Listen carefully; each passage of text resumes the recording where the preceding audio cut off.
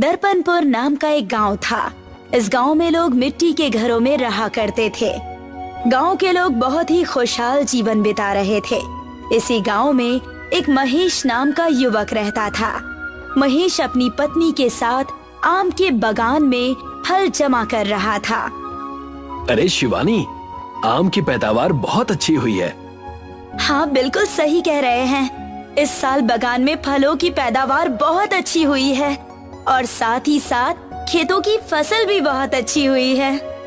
हाँ, इस साल धन पर्याप्त होगा हमारे पास। और यदि कहीं दिक्कत आई तो आप घर बनाने का जो काम करते हैं उससे ठीक हो जाएगी।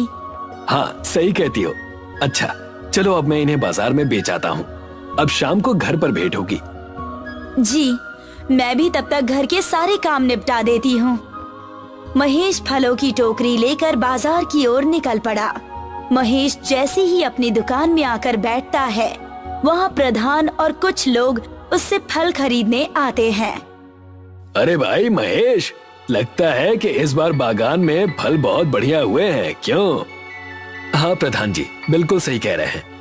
मैं और शिवानी आज इसी विषय पर चर्चा कर रहे थे। फलों की बात बहुत कर ली महेश, मुझे तुमसे कुछ जरूरी बात करनी है। क्या बात है प्रधान जी? दरअसल बात यह है कि गांव की मिट्टी के घर काफी पुराने हो चुके हैं और हम सोच रहे थे कि अब से हमें पक्के मकान बना लेने चाहिए जो ज्यादा समय तक टिके रहेंगे। हाँ, आप सही कह रहे हैं। मैं भी कुछ दिनों से अपने मकान को पक्का मकान बनाने की सोच रहा था, लेकिन बड़ी दिक्कत यह है कि गांव का हर व्यक्ति इतने पैसे कहां से लाएगा। हाँ, और इसी वजह से मैंने ठेकेदार से बात करने की सोची है। आज दुकान बंद करने के बाद तुम मेरे साथ ठेकेदार के यहाँ चलना। जैसा आप कहें प्रधान जी। प्रधान अपनी बात कह के वहाँ से चला जाता है और महेश प्रधान के साथ ठेकेदार के घर पर आ गया था। क्या बात है प्रधान और महेश, कैसे आना हुआ आज? वो एक जरूरी काम था ठेकेदार, तो तुमसे पूछने आ गए और महेश को भी मैं इसी वजह से अपने साथ लेकर आया हूँ। तो बताओ क्या काम है? जी ठेकेदार जी, मैं बताता हूँ। हम सोच रहे थे कि लोगों के मिट्टी के घर पुराने हो गए हैं, तो अब हम सब घरों को नए सिरे से पक्के घरों में बदल दें। अच्छा, तो ये बात है। लेकिन गांव में एक घर तो है नहीं, कई घर हैं, तो इतने पैसे कहां से लाओगे? इसी कारण तो आपके पास आए थे। हाँ, आप अभी हमारी मदद कर देते तो सारे गांव वाले आपको धीरे धीरे पैसे लौटा देते। मजाक है क्या?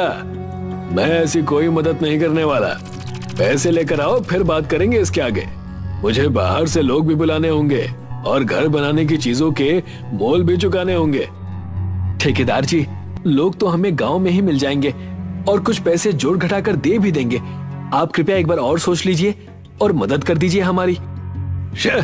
बस भी करो, तुमसे प्यार से बात करने की कोशिश कर रहा हूँ, इसी वजह से इतनी बात बढ़ रही है। मैं नहीं करता। पैसे लाओगे तब काम होगा, वरना नहीं। अब जाओ। एक बार सोच तो लीजिए ठेकेदार जी, कोई तो मार्ग होगा। लोग त्रस्त हो जाएंगे आने वाली बारिश से, हमें उनकी कुछ तो मदद करनी होगी ना। हाँ, सही कह रहे हो कि लोग त्रस्त हो जाएंगे, और अगर उन्हें इतनी ही दिक्कत है तो सबसे कहो कि अपने पास से मुझे एक एक बीघा जमीन मुझे दे दे। क्या कहते हो? महेश, चलो चलते हैं। मुझे अंदेशा था कि ऐसा ही जवाब मिलेगा, पर मैंने फिर भी कोशिश करने की सोची और तुम्हें भी ये सब देखना पड़ गया। पर प्रधान जी। प्रधान महेश को इशारा करता है और महेश अपने शब्दों को पीस कर पी जाता है। ठेकेदार की बात सुनकर महेश निराश होकर अपने घर लौट आता है। शिवानी उसके चेहरे पर ये निराशा देखकर उससे पूछती है, अरे जी, क्या हुआ? आखिर बात क्या है? कुछ नहीं शिवानी, बस ये ठेकेदार की बात सुनकर मुझे बहुत दुख हुआ। ऐसा क्या कह दिया उन्होंने? ठेकेदार से गांव वालों की मदद करने के लिए कहा तो उन्होंने खरी खोटी सुनाकर लौटा दिया। अब तो बरसात का महीना भी आ रहा है और लोगों के घर पुराने हो चुके हैं। पता नहीं अब क्या होगा। आपका मन बहुत ही कोमल है। आप सब गांव वालों के लिए इतना सोच रहे हैं। भगवान करे कि आपको इस परिस्थिति को पार करने की शक्ति मिले। काश मैं कुछ कर पाता अपने गांव के लिए। अब सो भी जाइए, मार्ग के बारे में कल सोचिएगा। ठीक है शिवानी, अब और कर भी क्या सकते हैं। महेश सो जाता है और उसे एक सपना आता है। सपने में महेश एक आम के पेड़ के पास आम उठाता है और उस आम को खोलकर देखता है कि उसमें एक कांच का बीज है। कांच का बीज वो जमीन में गाड़ देता है और वहाँ पर एक पेड़ उगाता है जिसमें कांच लटके थे, मानो उस पेड़ पर कांच फलों की तरह उगाए हो। सुबह हो गई और महेश उठते ही शिवानी को जगाने लगा। शिवानी उठो, शिवानी। क्या बात है जी, ऐसी क्या आपदा आन पड़ी है सुबह सुबह? अरे कोई आपदा नहीं, मुझे बस एक सपना आया था और उस सपने में मैंने देखा कि आम की गुठलियों की जगह एक कांच का बीज है और उससे ऐसे पेड़ तैयार हो रहे हैं जिसमें कांच लटके हैं। पर ये तो बस एक सपना है जी, आप भी ना। डूबते को तिनके का सहारा जानो। कल ही हमने कोई मार्ग मांगा था, शायद ये वही हो। मैं समझती हूँ कि आप गांव वालों की मदद करना चाहते हैं, पर इस तरह से सपने को सच मान लेना आपकी सेहत के लिए ठीक नहीं है। तुम कुछ भी कहो, पर बस चलो मेरी संतुष्टि के लिए एक बार देख आते हैं। अच्छा जी, ठीक है। आओ चलते हैं। महेश और शिवानी अपने बागान की ओर निकल पड़े। वहाँ पहुँचते ही उन्हें पेड़ पर एक चमकता हुआ कांच का आम देखा। देखा, मैंने कहा था ना तुम्हें, ये सपना जरूर सच होगा। हाँ जी, आप एक काम करिए, आप इस आम को तुरंत तोड़ दीजिए। महेश तुरंत एक पत्थर मारता है और वो कांच का आम नीचे गिर पड़ता है। उस आम को जैसे ही महेश खोलने की कोशिश करता है, वो आम खुल जाता है और उसमें से एक कांच का बीज बाहर निकलता है। देखो शिवानी, हम इसे बो देते हैं। कांच निकलेंगे तो हम उससे लोगों के घर बना देंगे और सारी दिक्कतें खत्म। हाँ जी, बिल्कुल सही कह रहे हैं।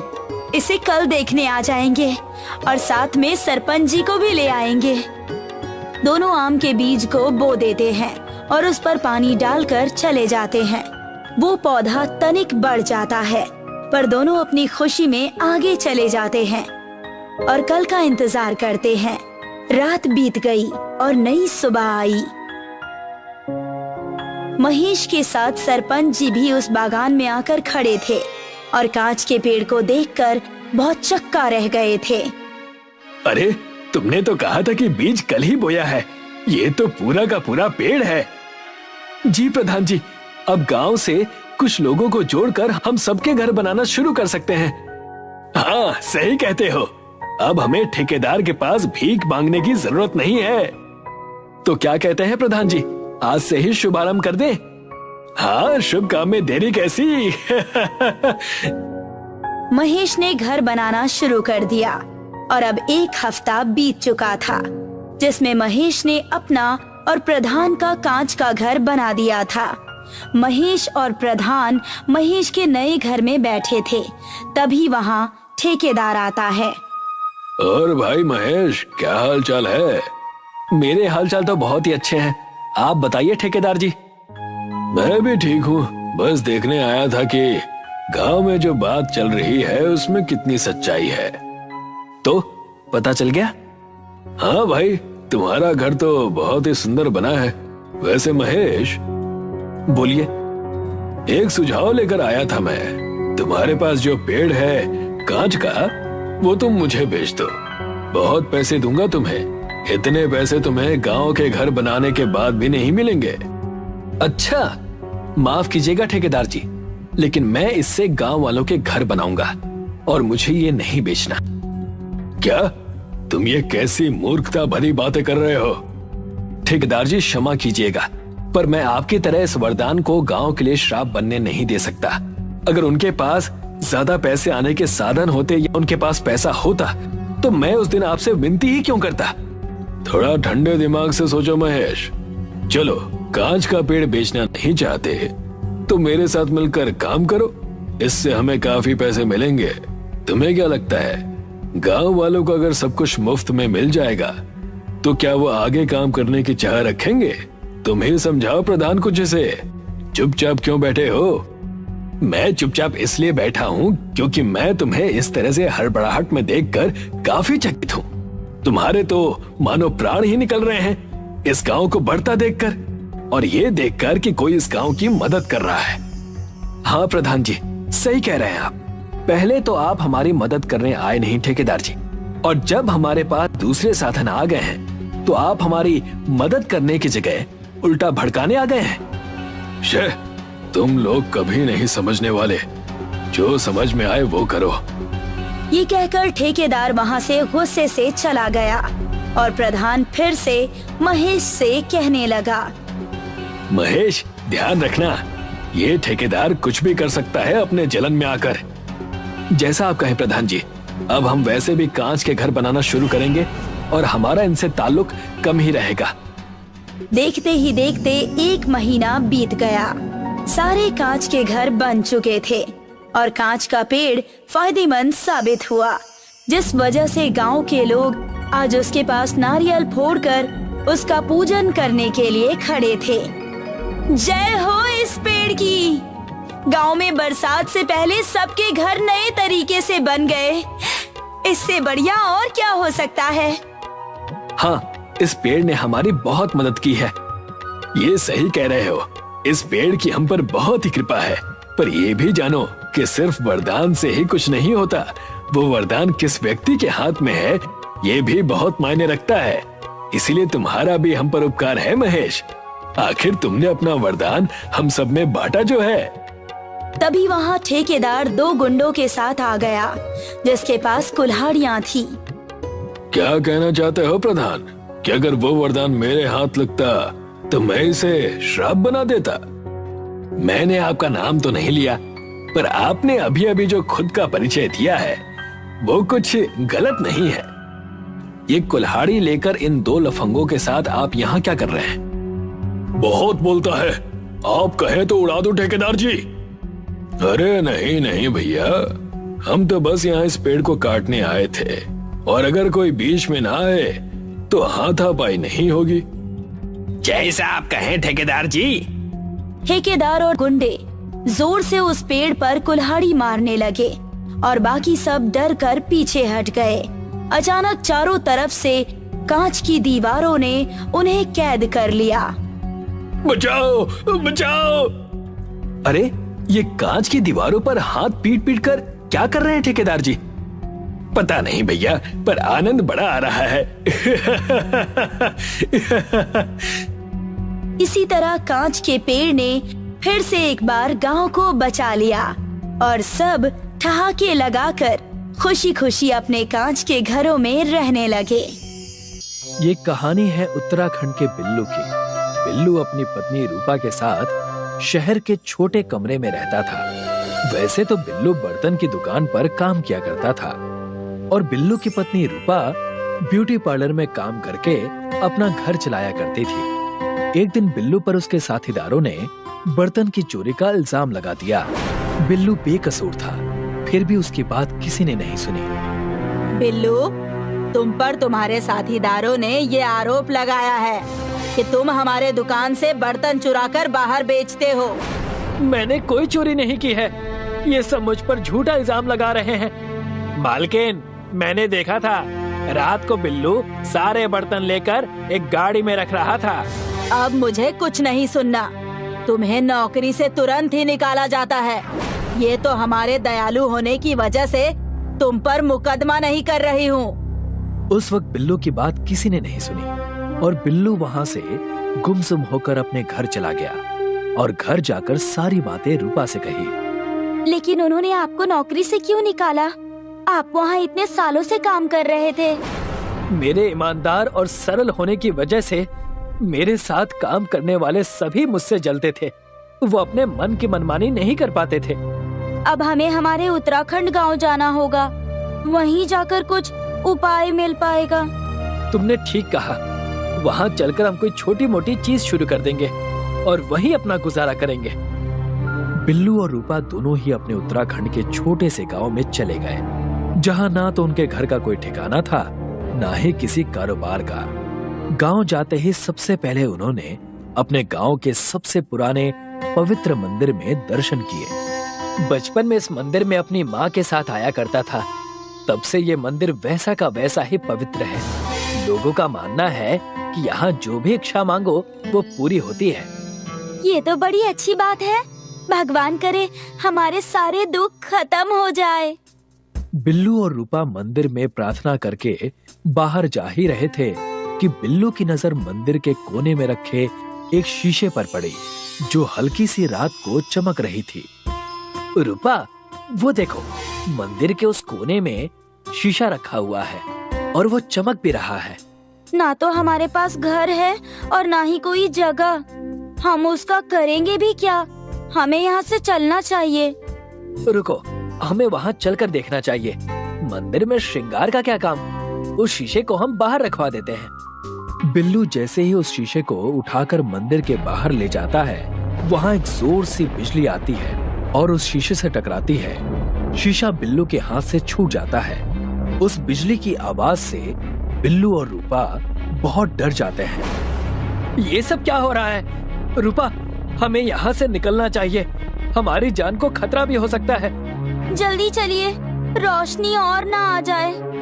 रूपा और बिल्लू मंदिर के बाहर जाने ही वाले थे कि शीशा और चमकने लगा और देखते ही देखते उसके अंदर से एक बुजुर्ग औरत बाहर आ गई। हे भगवान, मैं ये क्या देख रही हूँ? शीशे के अंदर से कोई कैसे आ सकता है? तुम दोनों घबराओ नहीं, मैं तुम्हें कोई हानि नहीं पहुँचाऊंगी। मैं इस शीशे में मंदिर के श्राप के कारण कैद थी। इस शीशे से मुझे पूरे 20 साल बाद छुटकारा मिला है। लेकिन ये कैसा मजाक है? शीशे के अंदर कोई कैसे कैद हो सकता है? ये बात है 20 साल पहले की, जब तुम भी इस गांव के निवासी थे। गांव में छल कपट और दुष्टता ज्यादा होने की वजह से गांव के पुजारी और गांव वालों ने मिलकर इस जादुई शीशे की नगरी बनाई। तो इस चीज से जो भी छल या कपटी आदमी इस शीशे के सामने खड़ा होता है, तो वो तुरंत ही शीशे की चपेट में आ जाता है। जादुई शीशे की नगरी? लेकिन उसमें कैद कैसे हुई आप? गांव के मंदिर में चोरी होने की वजह से उस वक्त पुजारी ने मुझे जादुई शीशे की नगरी में कैद कर दिया था। तुमने जब मंदिर से शीशा बाहर निकाला तो मैं आजाद हुई। चलो, मैं तुम्हें जादुई शीशे की नगरी में लेकर चलती हूँ। उस बुजुर्ग महिला की बात सुनकर रूपा और बिल्लू उत्साहित हो गए और जादुई शीशे का गांव यानी शीशे की नगरी में जाने की इच्छा जाहिर की। लेकिन हम वहाँ से बाहर कैसे आएंगे? तुम उसकी चिंता मत करो। तुम दोनों पति पत्नी का मन बहुत साफ है। सबसे पहले तुम उस शीशे के सामने खड़े हो जाओ और शीशे के सामने इस मंदिर के चंदन यानी तिलक को अपने सर पे लगाओ और तुम फौरन उस शीशे की दुनिया में चले जाओगे। उस बुजुर्ग महिला की बात सुनकर दोनों ने उस शीशे के सामने उस मंदिर का पवित्र तिलक लगाया। जैसे ही उन्होंने तिलक लगाया, दोनों उस शीशे के अंदर खींचे चले गए। उन्हीं के साथ बुजुर्ग अम्मा भी चली गईं। ये तो सच में शीशे का गांव है। यहाँ तो पेड़ पौधे सब कुछ शीशे का है। ये बड़ी अजीब सी भूल भुलैया है। यहाँ रहना तो बहुत मुश्किल है। बिल्लू और रूपा बात कर ही रहे थे कि वहाँ पर बुजुर्ग अम्मा आ गई। ये है शीशे का गांव। यहाँ उन्हें सजा मिलती है जो दोषी होते हैं, जिन्होंने चोरी चकारी और कई सारे अपराध किए हैं। इसी वजह से मैंने अपने जीवन के 20 साल यहाँ पर निकाले हैं। बिल्लू को बुजुर्ग अम्मा की शीशे के इंसाफ की बात सुनकर अपने शहर में चोरी के इल्जाम की बात याद आती है और तब वो कहता है, क्या ये शीशा मैं शहर लेकर जा सकता हूँ? मैंने अपनी मेहनत से की हुई नौकरी चोरी के इल्जाम में गंवा दी। और हमारे पास शहर के अलावा कोई ठिकाना नहीं है। तुम दोनों के हालात को मैं समझ सकती हूँ। तुम इसे अवश्य ले जा सकते हो। बिल्लू और रूपा अम्मा की बात सुनकर बहुत खुश हो गए। लेकिन यहाँ से निकलने का उपाय क्या है? तुम्हें बस अपने लगाए हुए तिलक को मिटा देना है।